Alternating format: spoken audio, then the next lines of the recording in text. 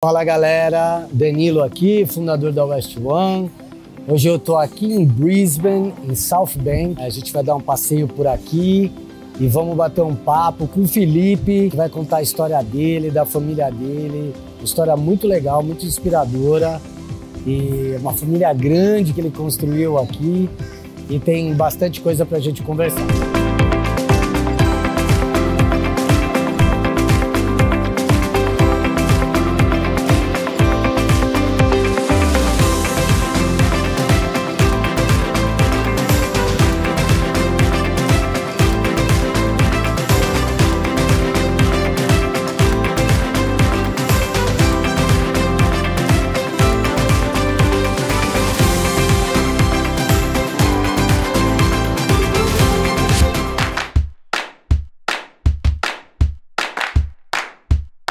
Então, Felipe, chega mais.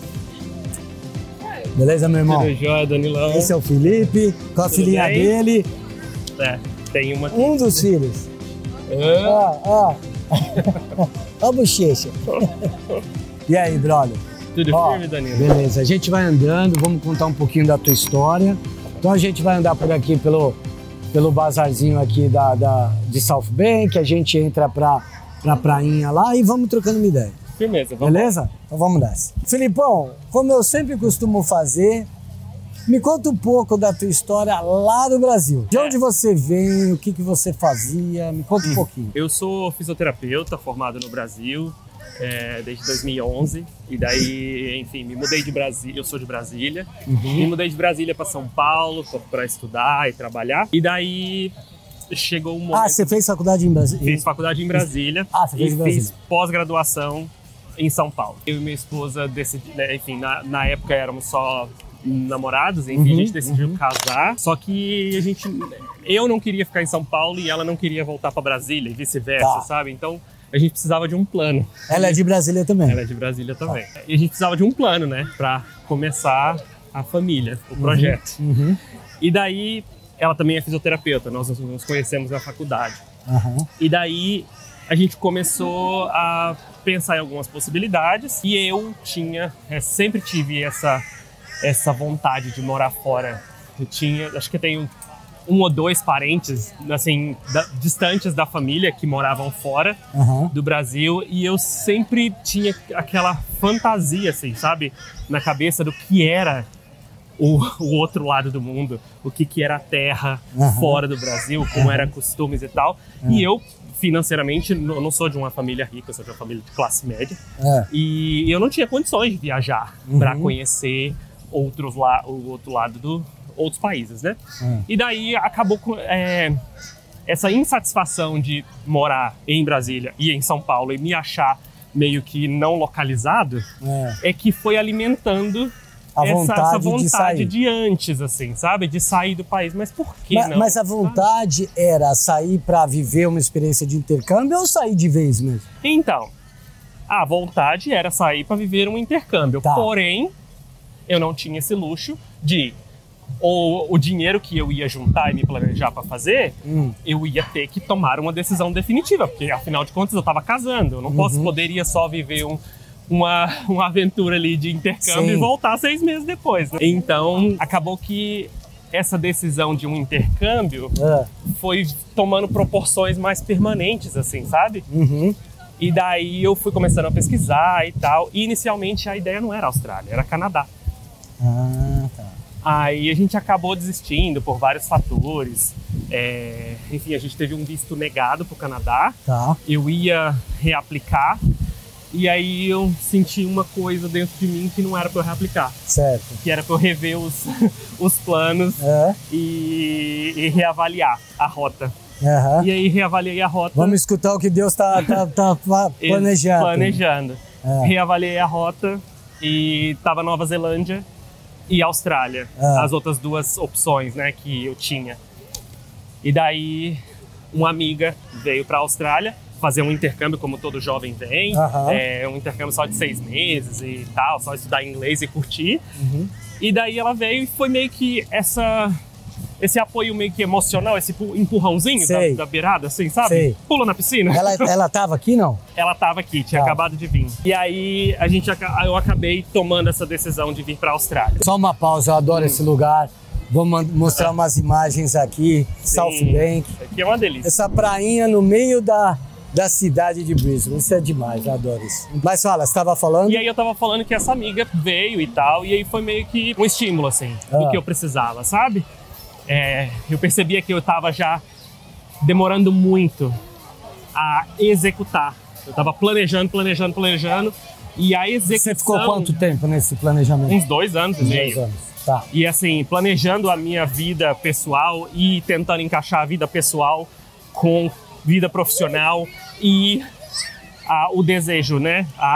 O sonho de sair do Brasil. Uhum. E daí eu acredito que, não que eu tenha falhado, mas eu gastei muito tempo no planejamento e daí você vai alimentando o medo que existe dentro de você. Tá. O receio de dar errado, porque ele sempre começa a pensar demais no que pode dar certo, mas principalmente no que pode dar errado. Porque você sempre tem a intenção de que tudo dê certo e minimizar todas as coisas erradas que vão acontecer. Só que isso é inevitável, assim, várias coisas são incontroláveis. Você vai planejar até um ponto financeiramente, o inglês, você planeja o que você pode planejar, mas o que foge da sua alçada é medo. Verdade. E daí você tem que separar isso para poder, só que a minha imaturidade não me deixava entender isso, né? E aí a gente vai aprendendo. Isso você tava com quantos anos? 26 para 27. Tá. E aí foi esse empurrão. Porém, quando eu decidi vir para a Austrália, e vínhamos eu e minha esposa, né? Como visto de estudante. E aí a gente descobriu que minha esposa estava grávida do primeiro filho. Mas peraí, antes da gente chegar lá, qual que foi o turning point ali, a chave virou que você falou, vou fazer intercâmbio, que vocês falaram? Tipo, teve a tua amiga que, né, foi um apoio, um incentivo, mas quando que foi assim, vamos? Quando eu vi meu sonho saindo entre meus dedos, assim. Por quê? Quando eu senti que o meu planejamento, meu excesso de planejamento, estava fazendo com que eu ficasse, enraizasse no Brasil. Ok. Tava me tirando de ir e tava me deixando, entendeu? Ok. É muito complicado e complexo isso. Complexo. E muito profundo, porque é uma coisa pessoal, né? Uma coisa que eu senti. Mas é isso, assim, quando eu percebia que o meu emprego eu tava ganhando mais. Tive que comprar um carro para poder me locomover, só que na verdade eu tinha que vender um carro para poder sair. Eu tinha que não alugar um apartamento. Quando eu vi, eu tava fazendo um caminho contrário. Entendi. E as minhas atitudes, elas não estavam condizentes com aquele meu objetivo, entendeu? Entendi. Confesso que minha esposa, ela não tinha o sonho de sair do país. Era mais você que tava... Era mais eu. Quando eu entendi que não era um sonho dela, era um sonho meu, um projeto meu a longo prazo para nossa família, eu também comecei a conversar com ela no sentido de, tipo, confia que eu vou fazer, mas também não vou te pedir estímulo nenhum. Porque daí era uma coisa que, assim, não era sonho dela, era sonho meu. Tá. Mas ela, ao mesmo tempo, confiava. Então eu parei de colocar expectativa no que ela poderia me dar de retorno, assim, sabe? Porque não ia ter mesmo. E aí eu fiz acontecer. Porém, deu. Então, aí você foi lá na West One de Brasília. Com a Ju Frota. Beijo pra Ju. Beijo, Ju. Querida. E aí o planejamento de Austrália começou a acontecer. Aí que eu coloquei todas as cartas na mesa pra ela. Tá. Falei, é isso aqui que tá acontecendo, eu preciso tomar uma atitude.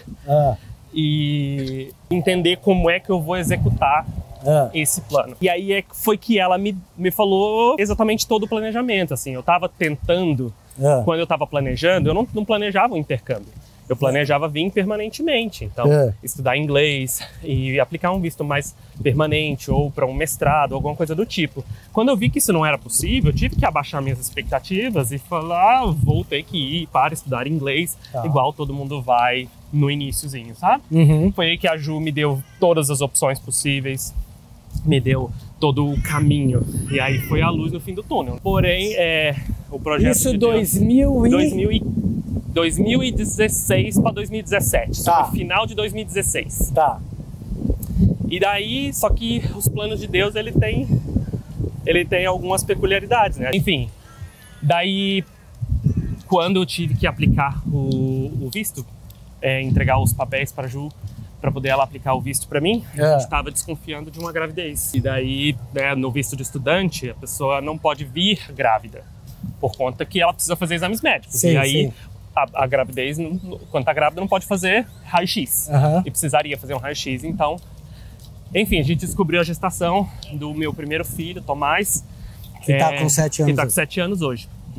E daí eu cheguei lá e falei, Ju, a gente vai ter um desvio na rota, mas a rota vai continuar acontecendo. Vai continuar. Enfim, eu e minha esposa, a gente combinou de ela continuar se prosseguir com a gestação no Brasil, tendo todo o apoio da família, e também era uma coisa que era para ser assim.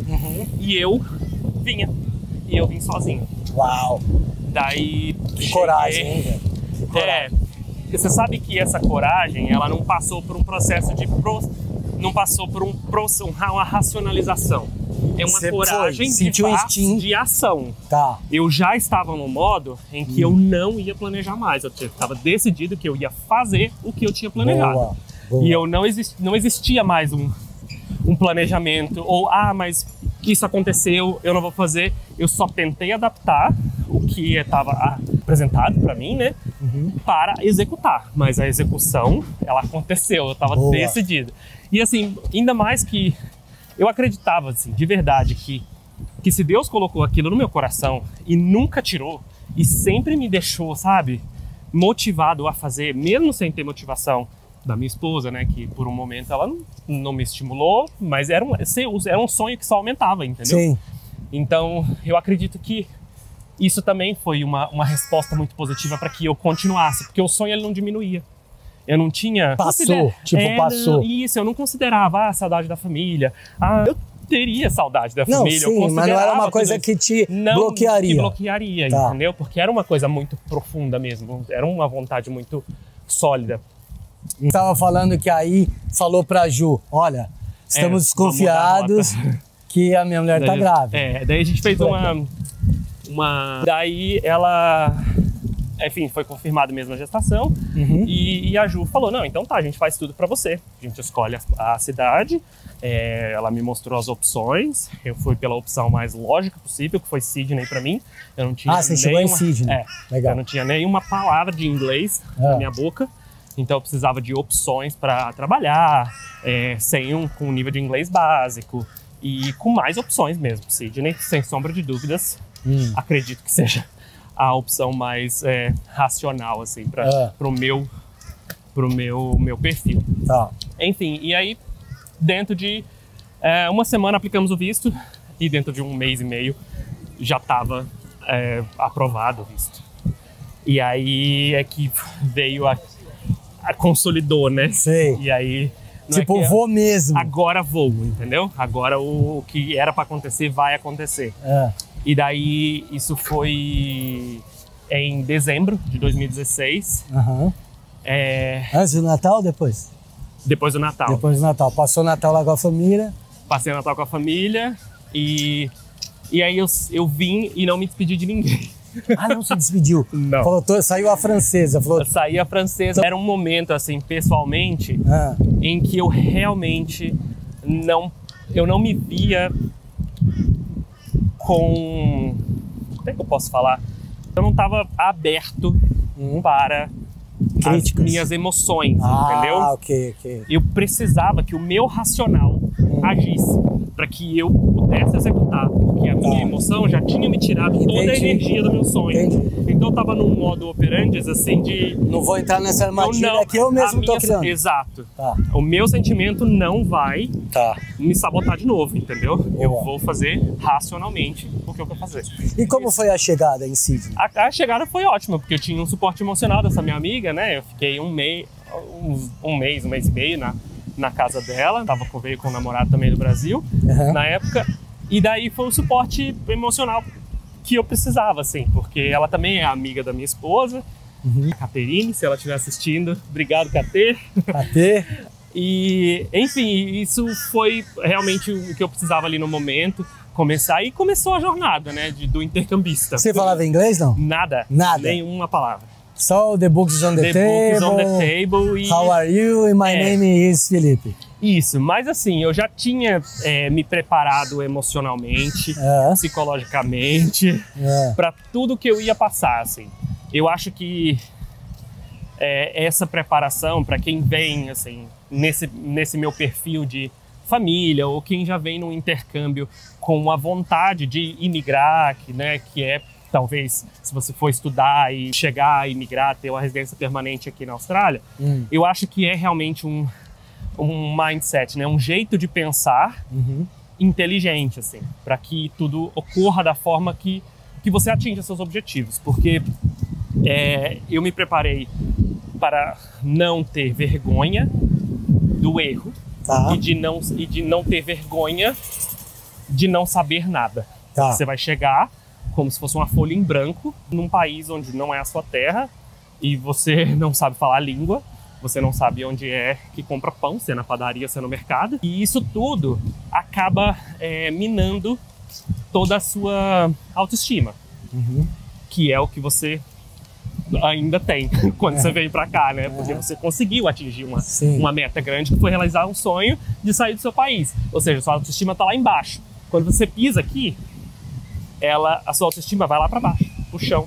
Então, se você já entende que é uma expectativa de que quando você chegar, a sua autoestima vai ser impactada, que ninguém te conhece, que ninguém vai te perguntar se você tá bem toda hora, que o seu ego, principalmente, ele não vai ser alimentado, porque no Brasil o ego é alimentado de qualquer forma. A gente tem eu acho que a nossa cultura brasileira, ela é muito acolhedora, mas esse acolhimento, ele também gera um acolhimento no ego. Então, eu acredito que o ego, ele é muito alimentado no Brasil. Então, quando a gente chega aqui, a privacidade, ela é muito preservada. Então, ninguém vai perguntar se você está bem o tempo inteiro, mas também ninguém vai te perturbar o tempo inteiro, ninguém vai te invadir a sua privacidade o tempo inteiro. Nem emocional, nem física, desculpa. Não, eu ia falar, em muitos aspectos é uma jornada individual, né? Sim. Você tem amigos, isso, aquilo, mas é a tua jornada. Porque você vai experienciar coisas... Exato. Você vai experienciar coisas que você não experienciou antes. Sim. Felipe em ação. Em ação com a bandeira do Brasil. Mas me fala uma coisa, nessa tua chegada, não falava inglês... Como que foi? Grana, trabalho, estudos? Como foi isso? Foi difícil, né? Foi bem difícil, confesso. Eu vim com dinheiro para, na época, a inflação não estava grande, então se conseguia trabalho muito rápido. Eu vim com dinheiro de, acho que, 2 meses, assim, sabe? Para me custear 2 meses sem emprego. Mas, graças a Deus, eu consegui emprego na terceira semana, alguma coisa assim. Rapidinho. Terceira semana eu consegui emprego como ajudante de cozinha, lavador de prato, né, dishwasher, num café. E daí foi indo. Eu fui estudando inglês, fiz 6 meses de inglês, trabalhando nesse café. E daí meu filho nasceu. Só que ele nasceu prematuro. Nasceu prematuro. Porque a minha esposa, enfim, né, pela pressão psicológica de estar sozinha lá no Brasil e estresse, ela trabalhava muito. E aí o bebê veio prematuro. Daí eu peguei férias, pausei o visto e consegui ir pro Brasil. Ficou quanto tempo lá? Fiquei 2 meses no Brasil e voltei para trás de novo. E aí já trouxe ela ou ainda não? Ela ficou lá? Ela ficou lá. E quando que ela veio? Ela veio 1 ano depois. 1 ano depois então, que o seu filho nasceu? Que o meu filho nasceu. Meu filho chegou aqui com 1 aninho já. Então, ela ficou com esse suporte a mais, até porque eu só tinha 3 ou 4 meses aqui, não fazia sentido nenhum ela vir, entendeu? Eu dividia casa ainda. Então, a gente decidiu por isso, porém, eu já voltei pra cá com uma outra meta a alcançar, sabe?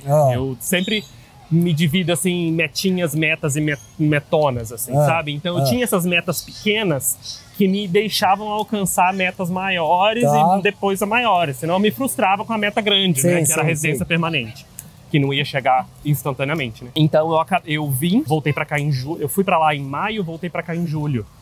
E eu senti... Eu não tinha muitas reportagens, a internet não era muito não se divulgava muita coisa na internet, mas eu sentia que os idosos e os deficientes, como eu sou fisioterapeuta, eu tinha esse feeling de que existia algum programa, ou do governo, ou de alguma fonte australiana, que cuidavam dessas pessoas mais vulneráveis. Porque se é um país de primeiro mundo, eu pensava, essas pessoas não são marginalizadas como são no Brasil.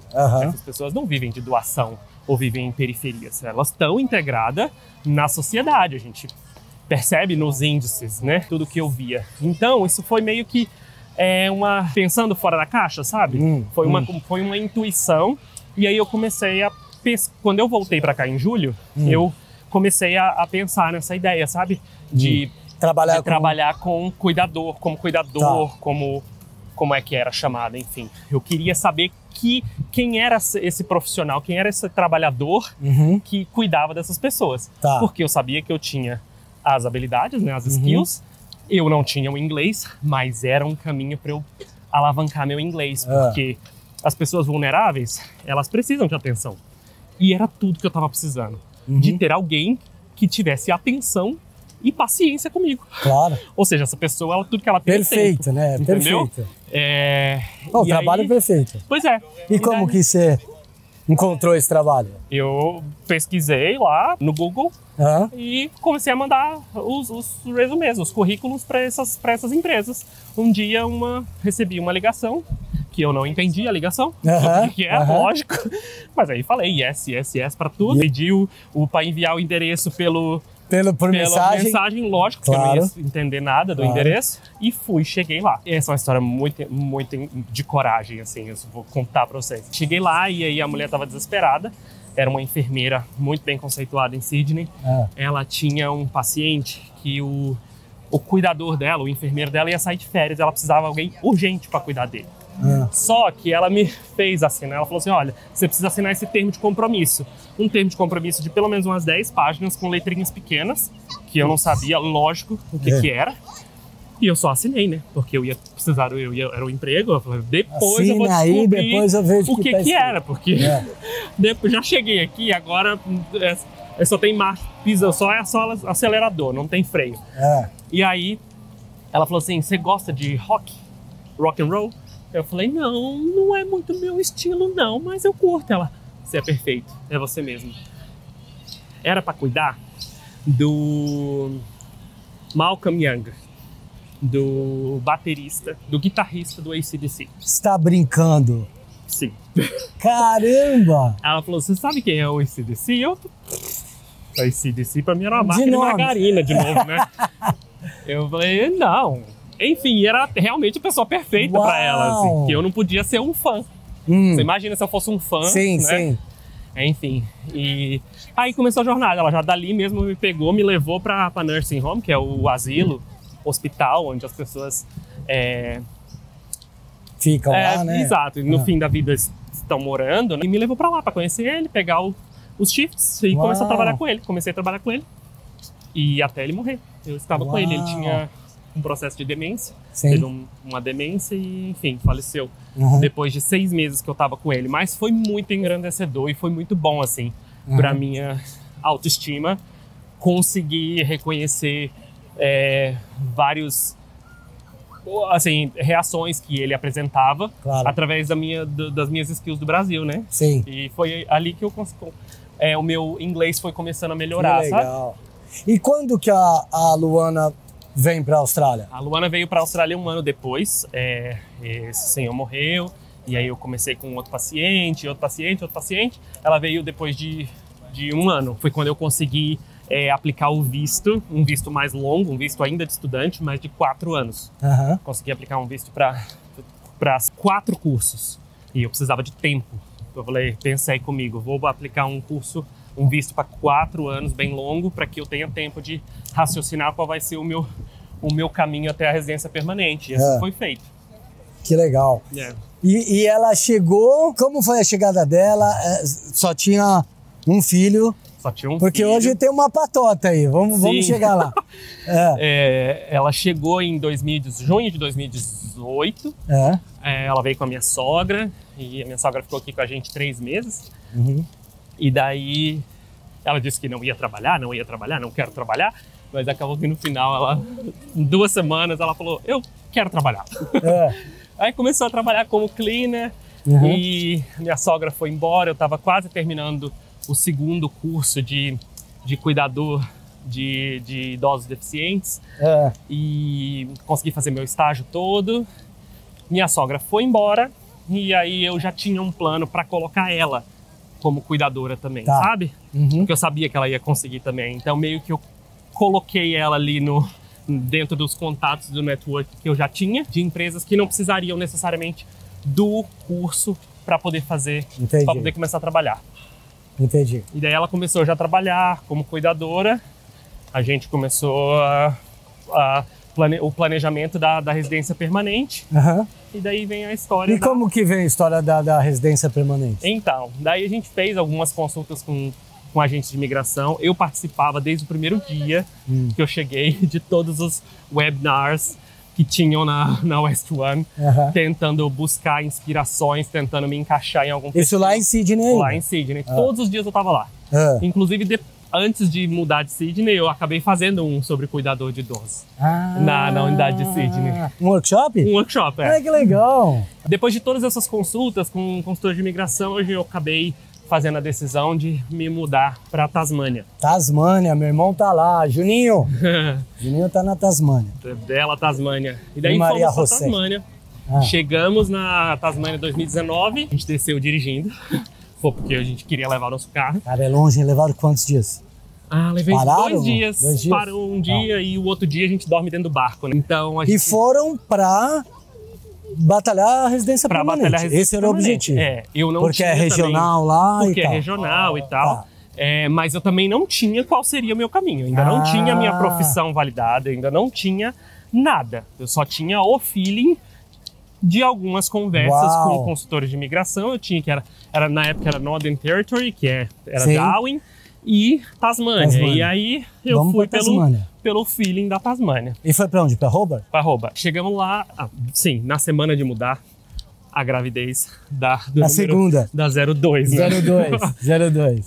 Da Linda. E aí a gente desceu com minha esposa grávida da número 2. Chegamos lá na Tasmânia em 2019 e aí eu comecei... A Tasmânia é mais devagar, né? É uma cidade interior, então os empregos eles giram de forma diferente, né? Então tem bem menos demanda de emprego, porque tem bem menos demanda de pessoas também. Então eu tive que ajustar várias coisas, principalmente para o nosso planejamento financeiro. E daí foi bem na época do tax return, que é o imposto de renda daqui, e daí eu recebi o meu imposto de renda daqui. Legal. E aí eu tive a ideia de fazer, era a única coisa que eu conseguiria fazer naquele momento, foi uma barraca de pastel. Tá brincando? Sim. Em que? Em market, assim? Em feirinhas. Eu falei, eu vou fazer um business. Mas eu já tinha feito um pastel na minha vida? Não. Acho que não, né? Nunca tinha? Nunca. Um dia eu fui num... Que coragem. Eu fui num op shop, que é tipo um... Sei. Brechó. Comprei uma maquininha de fazer massa de macarrão. Falei, Luana, isso daqui vai dar certo fazer um pastel. Aí testei uma massa de pastel, deu certo. Testei outra, deu certo. Falei, vou abrir a barraca de pastel. Porque se eu não tô conseguindo emprego, a quantidade de emprego que eu consegui em Sydney, eu vou precisar. A menina vai nascer daqui a pouco, né? Mas isso você já tava lá, não? Já tava lá. Então a ideia surgiu lá? Surgiu lá. Tá. E daí eu chamei alguns brasileiros, fiz umas tardes lá de pastel para eles testarem a massa de pastel, ver o que ficava bom, o que não ficava bom. Comprei tudo no marketplace de segunda mão, a barraca, a cadeira, comprei o tacho de fritar pastel e fui fritar pastel. Caramba, 6 meses de fritando pastel. Uau. Aí eu viajava na Tasmânia toda sozinho. Sério? Fritando pastel, Fazendo marketing. Fazendo marketing. Saí num jornalzinho de lá, inclusive. Tem ele pra mostrar pra gente? Agora não, mas eu posso mandar, você edita aí. Não, eu digo, você tem ele em casa? Eu tenho ele em casa. Só pra tirar uma foto e mandar, então a gente coloca na edição. Tem sim. Aí você tá na Tasmânia, vendendo pastel e veio o Covid. A Linda nasceu, Covid explodiu. Aí vamos preparar 03, né? Vamos preparar 03. E aí a minha profissão, que era cuidador de idoso, abriu. Porque não pode trabalhar mais de 20 horas, né? Eu só recebia 20 horas semanais, o que não era suficiente para mim. Por isso que eu abri a barraca de pastel, para poder complementar o orçamento. Claro. E daí, quando você estava trabalhando? Eu estava trabalhando, só não era suficiente, entendeu? Quando veio o Covid, a profissão de cuidador de idosos, quem era estudante, poderia trabalhar full time, porque era uma profissão bem requerida no momento, então eles liberaram para os estudantes, e aí eu tive que fechar a barraca de pastel, até porque os markets estavam fechados. Então, assim, Deus é muito perfeito, né? Ele dá a resposta dos dois lados. Sim. E daí é que eu comecei a trabalhar bastante como cuidador, e aí veio a número 2, a número 3, depois, e daí a gente já estava elegível para aplicar para residência permanente. Isso 2021. 21, tá. 2021. Na verdade, eu apliquei para 2 vistos, um regional temporário, que eu quero 491, e apliquei para o 190. E aí, dos 2, eles me ofertaram a residência permanente direta, porque eu era da área de saúde e eu já estava trabalhando como fisioterapeuta, eu já estava num caminho para validação da minha profissão de fisioterapeuta. Eu ainda não tinha a total validação, mas eu já estava trabalhando com supervisão. Então aquilo combinou muito bem, assim, sabe? A trabalhar como cuidador, a esposa como cuidadora também, e você também já está trabalhando na área de fisioterapia. Então tudo o cenário ficou favorável para eles me ofertarem a residência permanente direta, porque na época era bem requerido, né? Era assim, foi bem na época do Covid. Então eles estavam... E quando que saiu a residência? Quando você comemorou? Então, só 2 anos depois. Deu tempo de nascer mais um. Ano passado? Uhum. Ano passado. Porque os vistos, a gente chama de backlog, né? Tava muito. Muita gente aplicou. Sim. Só que assim, uma vez que você aplica, você já recebeu a invitation, né? Com o convite para aplicar. Vai sair em algum momento. E aí você já está no status de residente, porque você está vivendo num Bridge Visa. Verdade. Então você já tem o Medicare, que é o sistema de saúde. Você já tem tudo. Você já vivia como um residente praticamente. Exato. Até uma coisa importante eu dizer que assim, eu já tinha esse mindset de viver essa residência permanente. Tanto que assim, eu fiquei muito feliz quando saiu a minha residência permanente. Mas eu já vivia. Já vivia aqui, porque não existia um não. Materializou o que você já vivia. Eu pisei nessa Austrália e nada, nem ninguém conseguia me dizer que alguma coisa ia dar errado. Que bom. E se chegasse perto de mim, eu não andava mais com aquela pessoa. Ou eu não dava atenção aqui. Exato. Eu acordava e dormia. Lógico, eu tinha filhos, tinha filhos. 4? Eu tinha um... Quais são os nomes? Quais são os nomes? Tomás, Linda, Maria e Verônica. Uau! E então eu digo que filhos realmente é um drive para você vencer e fazer aquilo que você precisa fazer. Porque por eles você faz, por você às vezes não vai fazer, entendeu? E quando que você veio da Tasmânia para Brisbane? Como que aconteceu isso? Foi esse ano já. Foi esse ano? Foi esse ano. Daí saiu a minha residência permanente ano passado. Você estava lá? Eu tava no Brasil. Você estava no Brasil. Não, mas eu digo, você estava morando ainda na Tasmânia. morando na Tasmânia. Daí a gente resolveu fazer uma viagem pro Brasil de 2 meses. Ficamos lá com a família, ninguém conhecia as 3 meninas, né? Então todo mundo teve essa oportunidade. Daí saiu o nosso visto enquanto a gente estava lá. A gente comemorou com a família. Mas tava passeando, não tava muito. Tava passeando só. Daí voltamos pra Tasmânia em agosto. E daí eu comecei a planejar sair da Tasmânia. Porque por mais oportunidades, pela escola do meu filho, que a gente conseguiu uma escola aqui muito boa e que encaixava exatamente no perfil e valores que a gente tem. Então, isso tudo trouxe a gente para Brisbane. Mas você tinha conhecidos aqui? Nada. Vamos começar de novo. Assim, tudo que eu fazia, eu não tinha opção também. Nunca tive a opção de ir visitar para ver.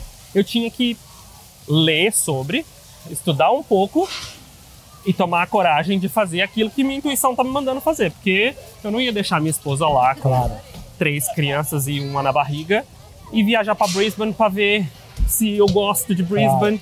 Claro. Cara, não dava. E como que tá a vida hoje? A vida hoje é muito boa, sempre teve, sempre foi muito maravilhosa, assim. Que bom. A vida eu sou muito abençoado.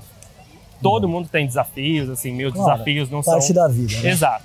Mas eu vivo coisas que eu jamais iria imaginar. Às vezes eu assim, até agora mesmo, eu tô passeando aqui com você. Nesse lugar lindo aqui, Isso né? é uma coisa que eu sonhava, assim, sabe? Com a minha família num carrinho de bebê empurrando.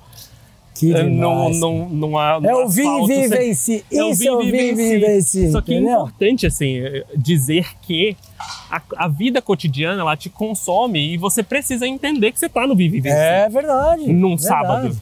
E é tão interessante isso, porque às vezes a pessoa acha que a palavra sucesso está ligado a dinheiro, a isso e aquilo, mas na verdade é o estado de espírito, é você tá feliz, é você tá bem, como você falou, os desafios da vida, trabalho, a correria com família e tal, mas lá dentro tá tudo valendo a pena. Essa é a pergunta que eu quero fazer. Valeu a pena sair do Brasil, vir pra cá, a correria que a gente sabe que é, né? A gente contou um pouquinho aqui, mas a gente sabe que é só isso é só 0,01%. A correria e trabalho, não fala a língua, não sei o quê. Valeu a pena? Vale muito a pena, assim.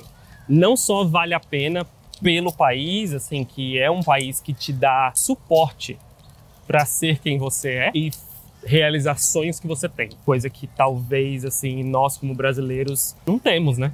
Quando nós estamos no Brasil, a gente atrela muito ao dinheiro, o sucesso então a gente atrela muito ao dinheiro. E aqui não tem a cultura não é essa. O dinheiro, até porque vários parques são de graça, assim. Você vai usufruir do país nem sempre com dinheiro. É com um sanduíche no bolso, uma garrafa de água gelada e vai ver, entendeu? Na cara e na coragem. Vai ver a água, vai ver o mar. E isso me mostra, assim, que valeu a pena, assim, sabe? A cultura, poder ter liberdade de pensamento, é uma coisa muito importante para mim, a liberdade de pensamento que a Austrália me dá, de poder criar meus filhos da forma em que eu escolho, sem interferência, sabe, do meio externo. Isso é uma coisa muito importante pra gente. Então, só aí já valeu muito a pena. E ainda mais que me deram meus filhos, assim. Meus filhos vieram aqui, a maioria deles. A maioria deles? A maioria deles. A maioria deles é boa. Então, não tem como não dizer que não valeu a pena, né? Se você tivesse uma máquina do tempo, que você pudesse voltar no dia que você pisou na Austrália, para te dar um conselho, você, com a sua sabedoria hoje, com a sua vivência hoje, máquina do tempo, volta lá na sua chegada, quando você pisou na Austrália, e você tem que dar um conselho para você lá atrás. Qual seria esse conselho? Faz a sua parte que vai dar. Faz a sua parte. Se concentra na sua parte, no dia a dia. Na segunda, na terça, na quarta, na quinta, na sexta. Essa é a sua parte que você pode fazer. Quando vier um desafio muito grande, não se estresse de primeira, porque a maioria deles vão se resolver sozinhos. Você não vai ter interferência nem para resolver, nem para piorar eles. Então, se eles vão piorar ou melhorar, eles vão sozinhos. Basicamente isso. Porque são todos os desafios que tem aqui, que eles aparecem aqui, eles te tiram do centro. Sim. E tudo que você pode fazer é ir para o trabalho segunda-feira, trabalhar, voltar, fazer a marmita para continuar vivendo. E faz o que você precisa fazer, só faz o dever de casa. Que bom. O inglês inclui isso. Filipão, poxa, velho, vamos parar um pouquinho aqui. Eu queria te agradecer muito. Eu que agradeço. Pela história inspiradora, a família linda, 4 filhos, são corajosos, Felipe e Luana, parabéns. Todas as pessoas que passaram na tua vida para te ajudar a estar aqui, familiares, amigos, Gil Frota, pessoal das agências aqui de Sydney, da Muito obrigado, Gabi. E todo mundo, mas acima de tudo eu queria te agradecer, queria te parabenizar, cara, de ter tido a coragem, porque às vezes a nossa mente, como você falou, fica buscando recursos para não deixar a gente viver aquilo que o nosso coração tá falando pra gente viver. Então isso precisa de coragem, eu queria te dar os parabéns, desejar ainda muito mais sucesso, felicidades com a tua família linda, que vocês continuem crescendo e unidos. E conta com a gente pro que quiser. Eu que agradeço. Façam aquilo que vocês sonham em fazer. acredita em Deus, Ele vai dar o caminho para vocês. Boa. Tá joia? Filipão, obrigado, meu irmão. Até joia. Esse foi o papo com o nosso querido Filipão. Foi demais conhecer a história dele.